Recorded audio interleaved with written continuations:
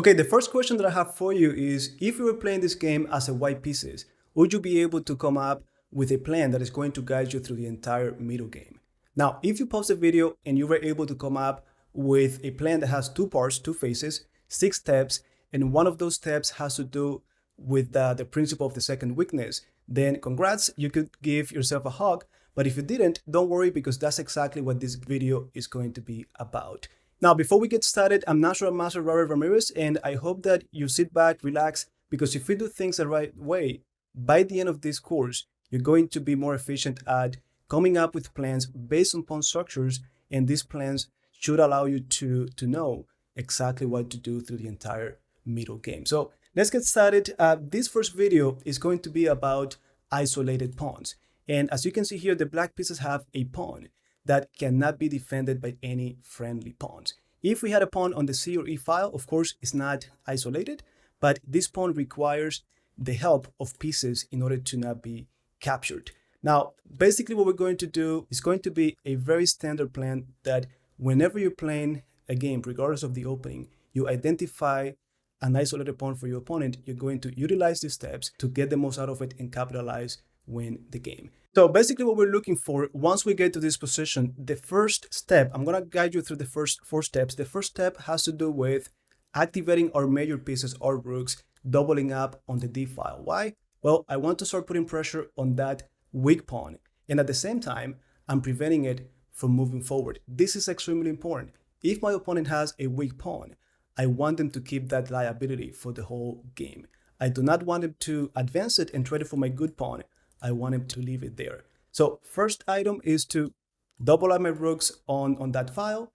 Second, it is to trade the knights. Now, you're going to hear from many books, many people that you should be trading all of the minor pieces, and it makes sense. However, if you're already familiarized with the idea of simplification, we should know that it's not so much about what we trade, but it's about what we leave on the board. So at this point, it's okay if you want to trade, if you could trade all of the minor pieces, that's fine.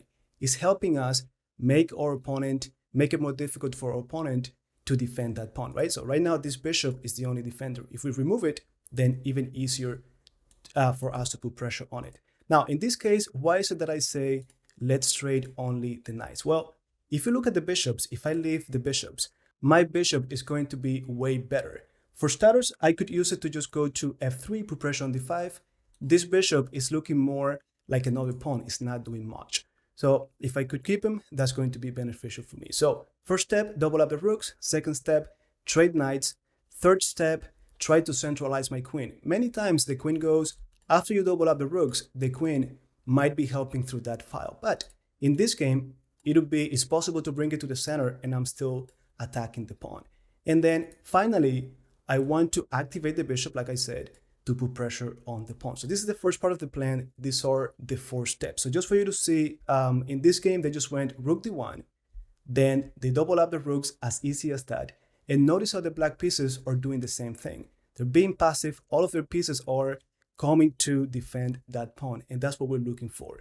Now, second step is going to be trading the knight. So we have h3, h6, then knight e5, and we're forcing them to do something about my knight. So knight takes, queen takes, and by taking back, we get to the third step, which is centralizing the queen. So right now I have rooks and queen attacking that pawn, and after queen c5, finally we got bishop f3. And just like that, all of my pieces are attacking the pawn.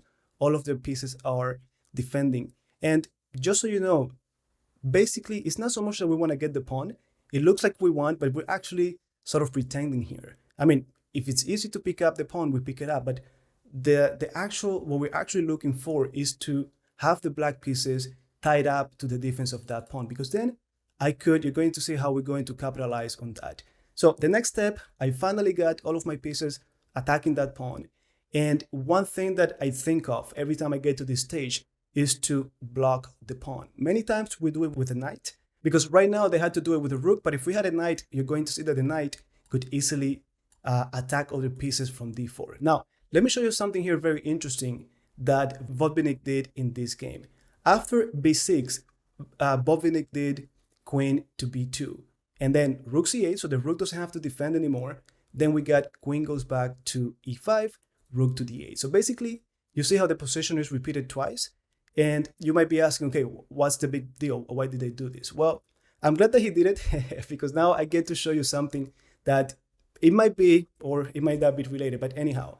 First, you can see how the black pieces really, they don't have a plan. All they're doing is reacting to our plan. They are defending that pawn with everything they've got. The moment the queen came back, the rook has to get back in line, really passive. Now, other reasons why someone might be doing this as the white pieces is, number one, I don't think it's the case in this game because this game was played many years ago. But nowadays, if you go to a tournament, you're going to have a time control that includes an increment. So if you just go back over here, so you did queen b2 and then back to e5, you collected some time, especially if you're in time pressure. Number two, there's a psychological factor here that imagine you guys, and I know this is going to be distracting, but if I flip the board just for a moment, imagine you're playing as the black pieces.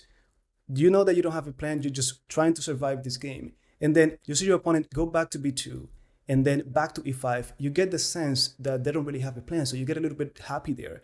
And then all of a sudden when they do a move like rook to d4, it sort of like throws you off a little bit. And I know because I've been there myself, right? So it's like the light at the end of the tunnel is just taken away. Now, if I flip this one last time, you're going to see that the last move by the white pieces was rook d4. Now, this is a move that, again, every time I'm working on an isolated pawn, I like to do it to make sure that that pawn never advances. If that pawn advances safely and is traded, there's nothing for me there. So rook d4 comes with that objective, but there's something else about this move.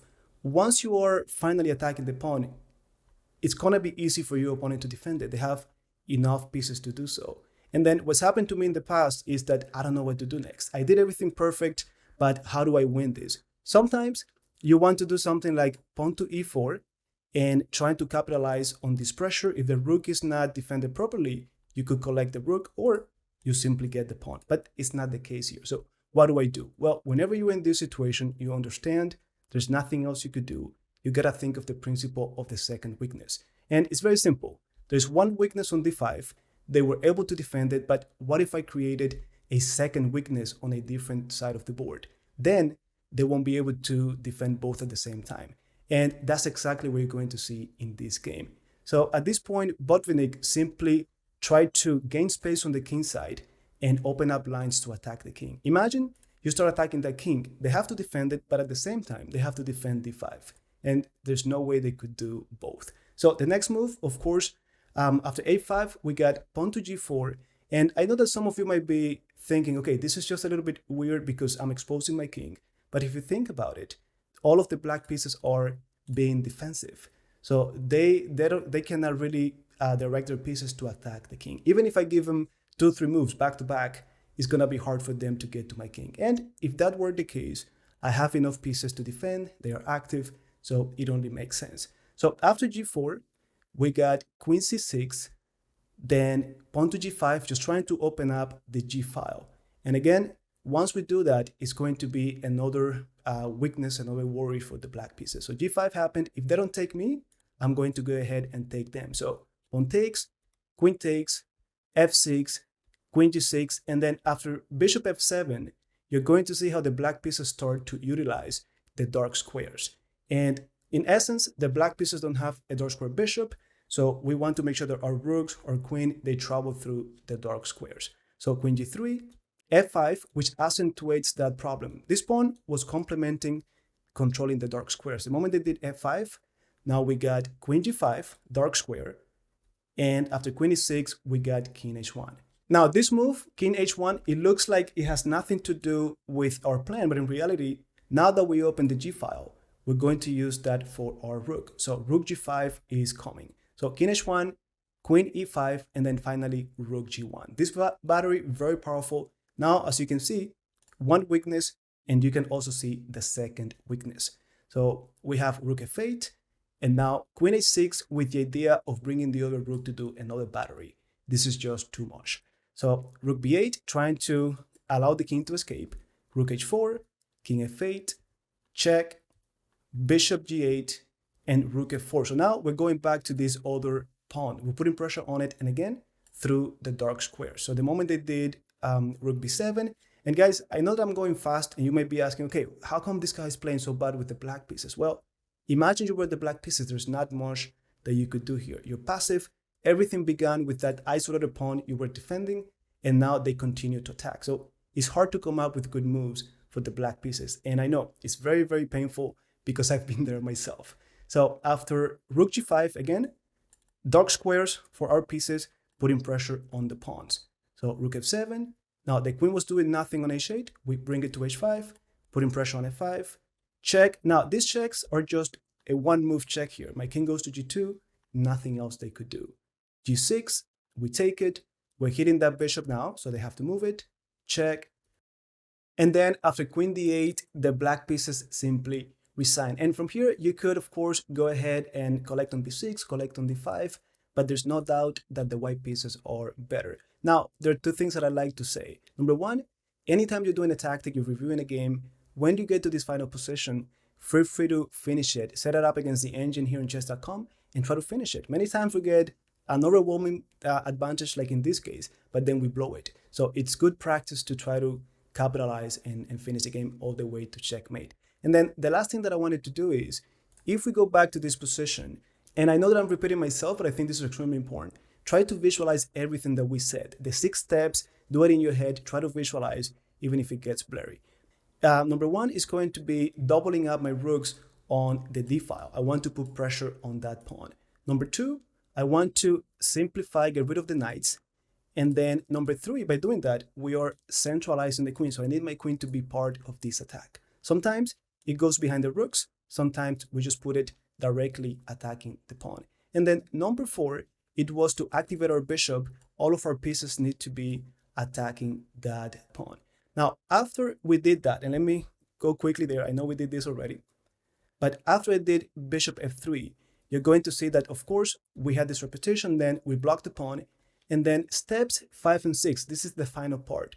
Step number 5 is going to be gaining space on another sector of the board. So that way we start attacking, we're looking for that second weakness. Once we expand on that part of the board, we're going to be attacking the king. So that was my sixth step. So guys, I hope that this makes sense to you. Thanks for watching, and I will see you in our next video.